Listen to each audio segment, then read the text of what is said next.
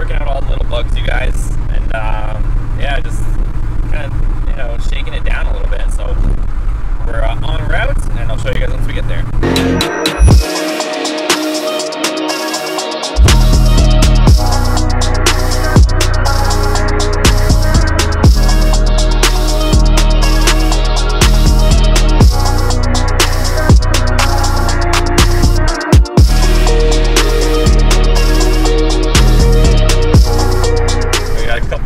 Hellcats in front of us, Ryan Bishop, and we got Randy. I haven't met him in person, but I've seen his car. It's pretty badass. So we made it out. We got Ryan, and we got a bunch of people checking her out. So I don't know. I think everybody likes the interior better. Yeah, they can right now, yeah. You go, oh yeah, Hellcat Swapped. We're like, wait, Hellcat truck? I know.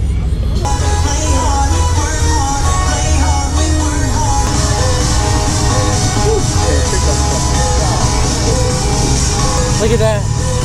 You know what that does?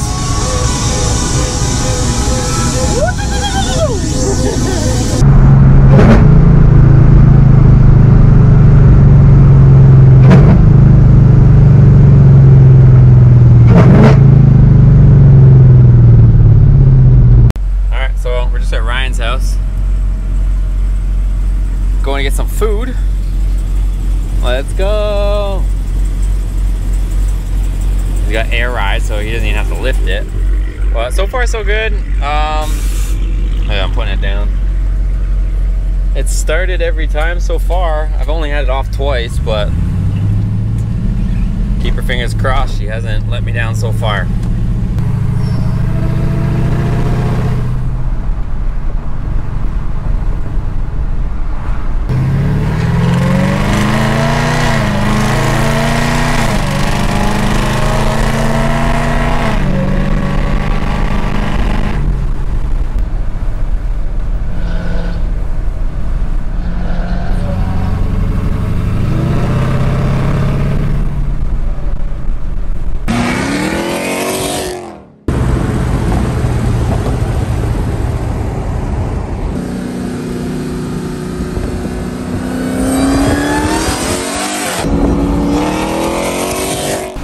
We're at Shawarma. Ryan, courtesy of Ryan, brought us here again. Wait, he has switch you, wrong one. Oh, you got the all chicken one. What do we got over here?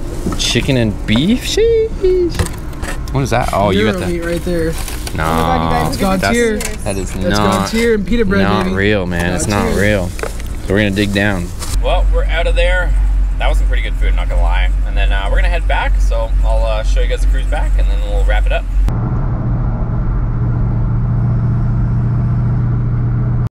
So I want to show you guys this. So the voltage, it's kind of strange. The one on the actual cluster, it keeps showing like not 14, but 13.67, but this is on the higher end. Normally it'll show like 13.1. When you actually put a voltmeter on the system, it's showing around 14. I also did look into the programming and, you know, switch some stuff around so that it's commanding. This alternator is like a smart alternator, so it's trying to command. You can actually like tell the alternator how much to pump out. So I turned it up.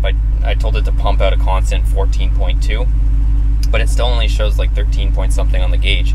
So I haven't, knock on wood, I haven't had it, you know, strand me yet, but it's, like I said, the voltage doesn't seem to be charging that much, and it sounds like a dead battery or like a low battery. Like it goes and then it starts when it's like heat soaked, when it's like, you know, the highest compression sitting there.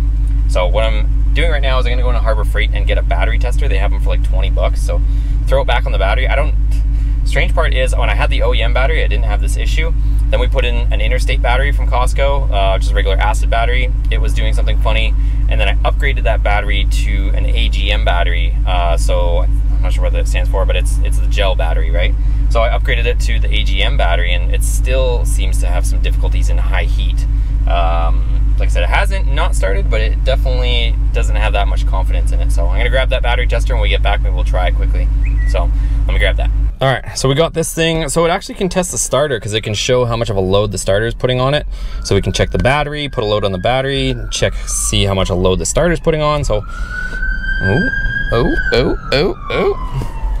So let's see if hopefully it doesn't act up, but maybe you guys can see here.